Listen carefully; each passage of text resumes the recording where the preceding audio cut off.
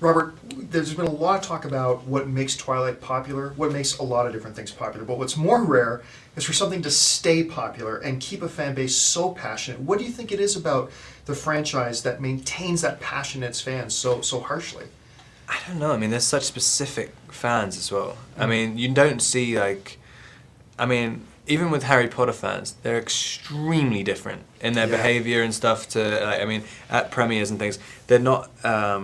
They love the stories and stuff, but it's not. I mean, almost every Twilight fan I meet is invested in every single aspect of everything. I mean, they go and they like a bunch of my friends, musicians and stuff. They go and see them all the time. Like it's everything. They know everything about you, about your personal life, and it's a very strange. It's very strange. I don't know what it is. There's something.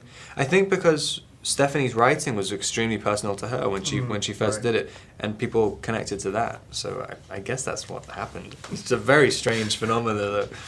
Now, when you're approaching Breaking Dawn, we see a different Edward than we've seen in the other films. We actually get to see you smile a bit, a little bit happy. When you guys were approaching the film, how did you want Edward to come across? How were you planning on that? Yeah, I mean, a little easier, a little looser. I mean, that was kind of. I mean, it just really because it gives you more options to play. I mean, that's the one difficult thing about doing a series, especially with a character who's who's constantly in control of himself. I mean, you run out of options of ways to play things, and so I think that was the one thing I wanted. And I think it's always like all what I wanted to do in the performances have really coincided with where the stories went. So I was kind of lucky. One of the unique things about this film, too, is we see a lot of character evolution in a lot of the different characters that we haven't had a chance to see before. How do you see Breaking Dawn and these changes that we've seen in this film setting us up for the last film in the franchise?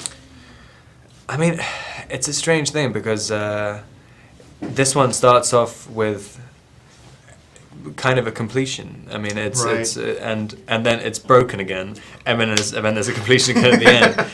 And then the second one, it's kind of the same thing. It's sort of, you're resetting like for the second half, which is, I mean, Melissa Rosenberg did do a great job on how she chose to kind of balance out the two halves of the book. Right. Because it was a really hard thing to do. I mean, because there was much more that was kind of connected. It wasn't like there was a really obvious breaking point. Right. I mean, the script made it seem like it was the most obvious thing in the world, and so she did a great job with that.